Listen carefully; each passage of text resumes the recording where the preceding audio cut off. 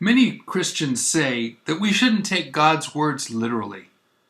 How many times have you heard, it's the message that counts, not the exact words? God's not a literalist, is he? Do you believe the literal words of God? Do you believe God? Let's find out what he says he is. Hi, I'm David Daniels from Chick Publications. Back in 1446 BC, God gave Moses some specifications about who could carry the Ark of the Covenant and how they should carry it. Those instructions are found in Numbers chapter 7. Let me sum it up. Only a Levite from the family of Kohath could carry it. All the holy vessels of God, including the ark, had to be covered up before the Kohathites could even see it. It had rings in the side, and a pole had to be stuck through it before the Kohathites could come to it, and the Kohathites would have to carry it by holding the pole on their shoulders. Numbers 4:15 has another qualification. Listen carefully. But they shall not touch any holy thing lest they die. Let me say it again. But they shall not touch any holy thing lest they die. You get it? You touch it, you die. Those are pretty clear instructions, aren't they? Well, 400 years later, David wanted to bring the Ark of God into Jerusalem.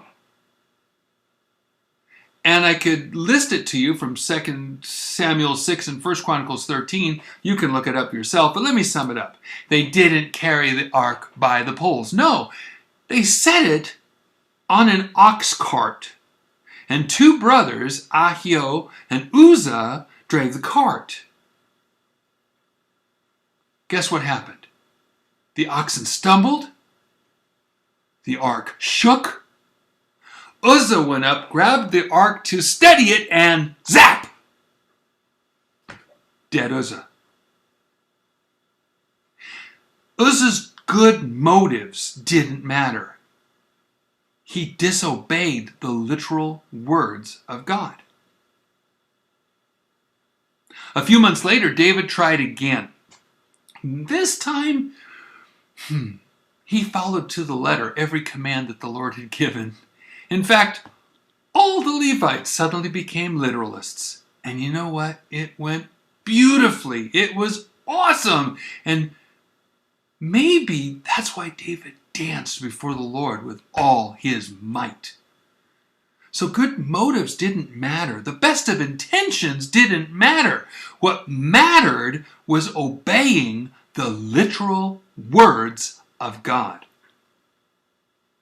When I was in Bible college in the 1980s, Debbie and I, my wife, went to Pacific Christian College, and we would walk up to Eastside Christian Church for church services sometimes. They had just switched over the Pew Bibles to the New International Version, and there was a great controversy, and you know what it was about?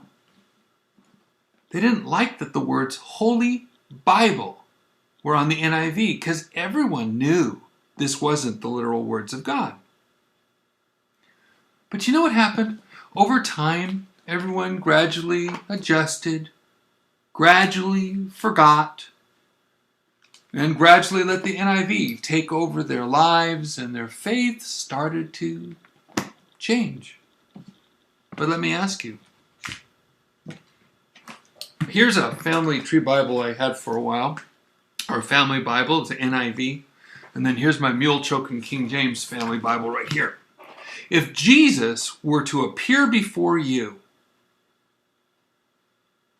and he'd ask you to hand him his words, which one would you hand him? Remember, he knows what he said. God bless you and have a wonderful day.